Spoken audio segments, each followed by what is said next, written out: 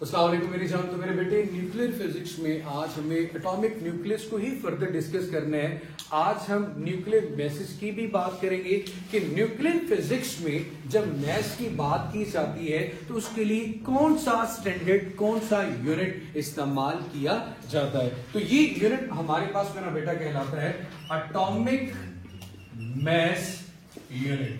मेरे बेटे कोशिश कीजिएगा पहले इसको अच्छे से सुन ले, लेक्चर का पूरा टाइम होगा आपके पास, आप बड़ी इजीली लेक्चर को नोट डाउन कर सकते हैं, इतना टाइम होगा आपके पास।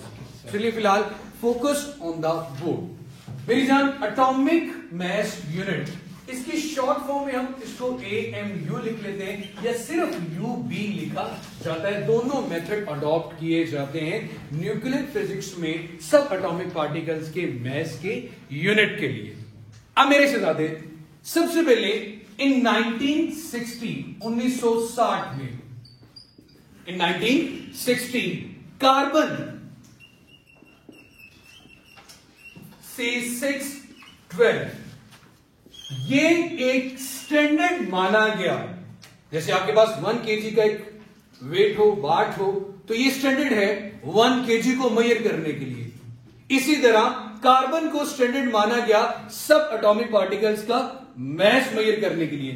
Carbon C612 has been accepted, ये 1960 में दूसरे यूनिट्स में डिफाइन हुए थे, बेस यूनिट्स और derived units. Has been accepted as, या accepted internationally as the reference of atomic mass unit, the reference of atomic mass unit, reference of atomic mass unit का मतलब कि हमने एटॉमिक मैस यूनिट में जो reference लिया, जो स्टैंडर्ड लिया, वो कार्बन था। तो क्या था मेरा बेटा? कार्बन को चूज करने की जो रीजन है वो ये हो सकती है कि उसका जो एक एटम का मैस था उसको देखा गया, फिर उसकी कुछ फ्रैक्शंस को देखा जा, तो जब 12th हिस्से तक पहुंचे तो वो रिलेट कर रहा था किसके मैस के साथ? सब एटॉमिक पार्टिकल्स के मैस के साथ। जैसे कि आप तराजू के अंदर एक ईंट रखते हो और एक तरफ से 1 kg का बाट रखोगे। जब 1 kg और एक ईंट दोनों आपस में बराबर हो जाए तो आप कह सकते हो कि ये ईंट भी 1 kg के स्टैंडर्ड के लिए इस्तेमाल की जा सकती है। सिमिलरली जब कार्बन को स्टैंडर्ड माना गया तो कार्बन का स्टैंडर्ड इसलिए सेट हुआ कि उसका 12th हिस्सा, 12वां हिस्सा किसके लिए रीजनेबल था? To measure the mass of the sub atomic particle. Is it clear कि हमने कार्बन क्यों चूज किया? अब मेरे बच्चे, atomic mass unit, 1 atomic mass unit को एब्रीवेट कैसे करते हैं? 1 एटॉमिक, एक एटॉमिक मैस यूनिट, जिस तरह 1 kg 1000 ग्राम की इक्वल होता है, तो भाई एक एटॉमिक मैस यूनिट कितने kg की इक्वल होगा? क्योंकि हम kg की रिप्लेसमेंट कर रहे हैं। So 1 atomic mass unit, 1 atomic mass unit is abbreviated as 1/12 mass of carbon atom. एक एटॉमिक मैस किसके इक्वल होता है कि अगर आप कार्बन के एक एटम के मैस का 12वां हिस्सा लें तो वो वैल्यू जो केजी में आपके पास कार्बन के मैस के 12वें हिस्से की आ रही होगी, वो एक एटॉमिक मैस यूनिट के इक्वल आएगी। क्लियर हो गया मेरा बेटा? अब उसको कैलकुलेट करते हैं। अब mass of 1 carbon atom calculate करने का फॉर्मूला बड़ा आसान है। आप लोगों ने मेरा बेटा केमिस्ट्री के अंदर न्यूमेरिकल सॉल्व करते हुए भी एवोगैड्रोस नंबर का यूज किया होगा। यहां पे कार्बन 12 है तो मैं 12 ग्राम को डिवाइड करूंगा एवोगैड्रोस नंबर के साथ। यहां पे 26 लिखा, 23 होता है।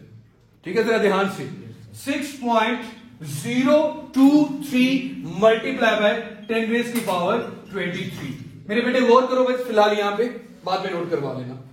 अब 12 gram divided by 6.023 multiply by 10 raise की पावर 23, ये एक कार्बन के एटम का मैस है। हमने जब स्टैंडर्ड लिया एटॉमिक मैस यूनिट तो हमने कहा एक कार्बन के मास का 12वां हिस्सा, एक कार्बन के मास का 12वां हिस्सा, एक atomic mass unit is equal to 1/12 into mass of 1 carbon atom, mass of 1 carbon atom.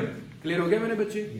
Carbon atom के मास का 12वां हिस्सा, 12वां हिस्सा निकालना तो 12 पे डिवाइड ही करना पड़ेगा ना मेरा बेटा। तो मेरे बच्चे 1/12 multiply by mass of 1 carbon atom किसके इक्वल आ रहा है मेरा बेटा? 12 gram divided by 6.023 multiply by 10 की पावर 23।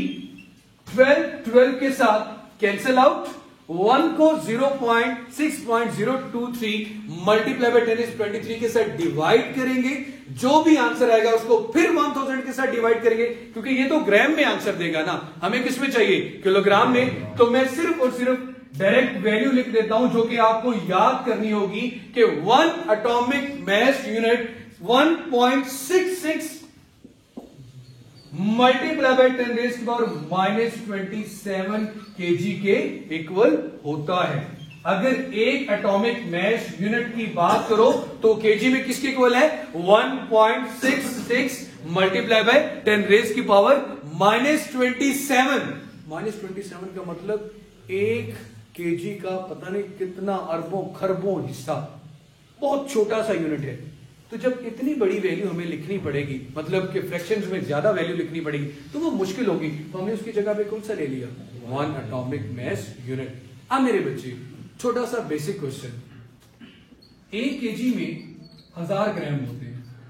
जब आप कन्वर्जन करते हो, सपोज आपको मास 9.1 10⁻31 केजी पता है इलेक्ट्रॉन का मास होता है, तो अगर आप उस केजी को किस में कन्वर्ट करना चाहते हो? AMU में।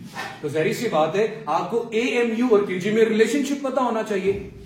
अगर मुझे ग्राम से केजी में आना होता तो 1000 इसके साथ इधर आके क्या हो जाता? डिवाइड। और केजी से ग्राम में जाना होगा तो 1000 से मल्टीप्लाई, इधर आ जाए। आपने केजी से AMU में आना है तो ये मैग्नीट्यूड इधर आके क्या हो जाएगा? डिवाइड। और AMU से केजी में जाना है तो यही फैक्टर इसके साथ जाके क्या हो जाएगा? मल्टीप्लाई। क्लियर होगी बच्चे ये बात? यहां तक कोई इशू नहीं है। मैसेज की बात की किसकी मेरा बेटा? न्यूक्लियर मैसेज के लिए। अभी न्यूक्लियर मैसेज में मैंने सिर्फ और सिर्फ आपको यह बताया कि यूनिट कौन सा इस्तेमाल करेंगे और उस यूनिट की वैल्यू कितनी है। अब जरा कुछ इंपॉर्टेंट चीजें। सबसे पहले अगर मैस का यूनिट है तो mass energy equivalence, Einstein equation, inter conversion of mass and mass into energy. तो मेरे बेटे हमने ये चीज भी देखनी है। आप लोगों ने ये फॉर्मूला पढ़ा होता है आइंस्टाइन की इक्वेशन में, E = mc²। इसका मतलब है एनर्जी मैस में कन्वर्ट होती है और मैस एनर्जी में कन्वर्ट होता है। अगर मैं मैस का यूनिट AMU में ले रहा हूं तो फिर एनर्जी का यूनिट भी मुझे चेंज करना है, और उसके लिए यूनिट यूज करते हैं हम इलेक्ट्रॉन वोल्ट। कौन सा यूनिट यूज करते हैं? Electron volt. इसको मेरे बेटे मैं यहां से इरेज करता हूं। हम लिखते हैं मेरा बेटा अकॉर्डिंग टू आइंस्टाइन, आइंस्टाइन ने मॉडर्न फिजिक्स में आपको क्या चीज समझाई, क्या बताई कि जी मॉडर्न फिजिक्स में कि मैस वेरिएबल है। क्लासिकल फिजिक्स कहती थी मैस ऑलवेज रिमेन कांस्टेंट। हम मॉडर्न फिजिक्स की बात कर रहे हैं तो हमने यूनिट यूज कर लिया मैस के लिए AMU। तो एनर्जी का यूनिट जॉल नहीं रहेगा, फिर उसको भी चेंज कर दें। तो सबसे पहले मेरा बेटा अकॉर्डिंग टू आइंस्टाइन,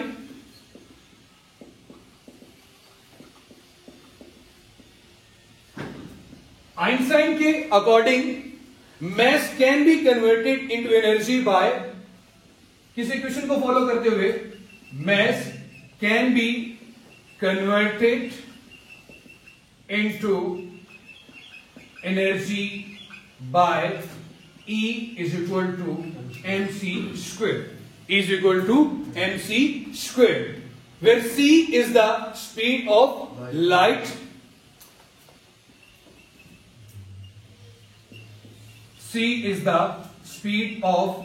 light, जिसकी वैल्यू होती है 3 मल्टीप्लाई बाय 10 रेज़ की पावर 8 मीटर पर सेकेंड। और इस इक्वेशन को आइंस्टाइन मैस एनर्जी इक्वेशन भी कहते हैं या मैस एनर्जी कहते हैं। और this energy equivalent 1 atomic mass unit, भाई ये energy E 1 atomic mass unit की इक्वल भी आएगी।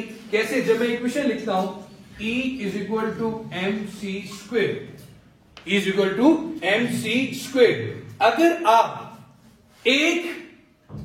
अगर आप बात कर रहे हो मैस की, अभी आपने कहा 1 एटॉमिक मैस यूनिट, मैंने केजी यूज नहीं करना बल्कि क्या यूज करना है अब? Atomic mass unit. क्योंकि किसकी बात कर रहा हूं मैं बेटा? न्यूक्लियर फिजिक्स की। तो मैस का यूनिट केजी नहीं बल्कि क्या लिया जाएगा फिर? एएमयू। तो एएमयू किसके इक्वल आता है? 1.66 मल्टीप्लाई बाय 10 रेज़ की पावर -27। तो यहां पे मैस की जगह पे क्या लिखूंगा? 1.66 मल्टीप्लाई बाय 10 रेज़ की पावर -27। बात समझ में आ गई? सी का वैल्यू क्या है? 3 मल्टीप्लाई बाय 10 रेज़ की पावर 8 का होल स्क्वायर। इसका आंसर अगर आप निकालें तो आंसर आएगा 1.49 मल्टीप्लाई बाय 10 रेज़ की पावर -10 जाउल। किसमें आ रहा है मेरा बेटा? 1.49 मल्टीप्लाई बाय 10 रेज़ की पावर -10 जाउल। मैथ लिया केजी में, ये ली मीटर में, तो ऐसे यूनिट में आंसर आ गया। लेकिन हमने अब इसको किस में कन्वर्ट करना है? इलेक्ट्रॉन वोल्ट में। एनर्जी का यूनिट कौन सा होना चाहिए? Electron volt. मैथ का यूनिट क्या होना चाहिए? एएमयू। क्या होना चाहिए? एएमयू। मैं यहां से ये चीज आपको बताना चाह रहा हूं कि एक एटॉमिक मैस यूनिट के अंदर, एक एटॉमिक मैस यूनिट के अंदर कितनी एनर्जी होती है? एक एटॉमिक मैस यूनिट के अंदर कितनी एनर्जी होती है? सो 1 एटॉमिक मैस यूनिट के अंदर अगर आपने एनर्जी की बात करनी है तो डेफिनेटली मेरे बेटे आपको अपनी इस वैल्यू को 1.49 मल्टीप्लाई बाय 10 रेज़ की पावर -10 इसके साथ मल्टीप्लाई भी करना होगा इलेक्ट्रॉन वोल्ट को और डिवाइड भी करना होता है। तो सिंपली जॉल से इलेक्ट्रॉन वोल्ट पे जाते हुए आप क्या करोगे मेरा बेटा? 1.6 मल्टीप्लाई बाय 10 रेज़ की पावर -13 के साथ क्या करते हो मेरा बेटा? डिवाइड करोगे तो आपकी जो वैल्यू है वो आएगी 931 मेगा इलेक्ट्रॉन वोल्ट। एनर्जी का यूनिट क्या आ गया? 931 मेगा इलेक्ट्रॉन वोल्ट। अब मैंने क्या कहा मेरा बेटा? अब इसमें बहुत से बच्चे कंफ्यूज हो रहे हैं, ये क्या बता रहे हैं? एनर्जी किसके इक्वल है? mc स्क्वायर के अंदर। हमने यहां पे सिर्फ इतनी सी बात की, जैसे थ्योरी ऑफ रिलेटिविटी पढ़ते हुए कहा था कि 1 केजी मैस के अंदर कितनी एनर्जी होती है, और वहां पे हमने एनर्जी किसमें बताई थी? जाउल में। अब हमने बताया कि एक एटॉमिक मैस यूनिट के अंदर, वहां पे मैं 1 केजी लिखता था, यहां पे मैंने क्या लिखा है? 1.66 मल्टीप्लाई बाय 10 रेज़ की पावर -27 केजी। मतलब मैंने क्या यूज किया है? एएमयू। और किसकी वैल्यू निकाली है? एनर्जी की। और क्या बताया है कि एक एटॉमिक मैस यूनिट के अंदर कितनी एनर्जी होती है? किस सूरत में? इलेक्ट्रॉन वोल्ट की सूरत में। किस सूरत में? इलेक्ट्रॉन वोल्ट की सूरत में। कौन है?